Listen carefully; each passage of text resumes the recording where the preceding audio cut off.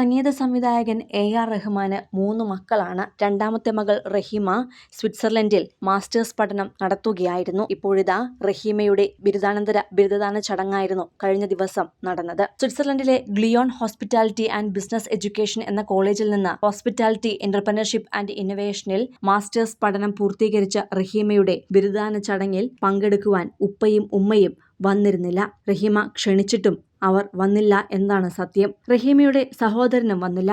അതേസമയം ചടങ്ങിൽ പങ്കുചേരാൻ എത്തിയത് ചേച്ചി ഖദീജ മാത്രമാണ്. ക്ഷണിച്ചിട്ടും വരണമെന്ന് നിരവധി തവണ അവരോട് പറഞ്ഞിട്ടും തന്റെ പ്രിയപ്പെട്ടവർ വരാതിരുന്നപ്പോൾ കണ്ണു നിറഞ്ഞുകൊണ്ടാണ് ആ പെൺകുട്ടി തന്റെ ബിരുദം സ്വീകരിച്ചത്. ഉപ്പയുടെയും ഉമ്മയുടെയും ദാമ്പത്യ ജീവിതം വേർപിരിഞ്ഞ സമയത്താണ് റഹീമ സ്വിറ്റ്സർലൻഡിൽ പഠനം നടത്തിക്കൊണ്ടിരുന്നത്. ഇരുവർക്കുമെതിരെ സോഷ്യൽ മീഡിയ ആക്രമണം രൂക്ഷമായപ്പോൾ അവർക്ക് പിന്തുണയുമായി മകൾ റഹീമയും എത്തിയിരുന്നു. എന്നാൽ ഇപ്പോൾ ആ മകളുടെ സന്തോഷ നിമിഷത്തിൽ പങ്കുചേരാൻ ഉപ്പയും ഉമ്മയും എന്തേ വരാഞ്ഞത് എന്ന ചോദ്യമാണ് ആരാധകർ ചോദിക്കുന്നത്.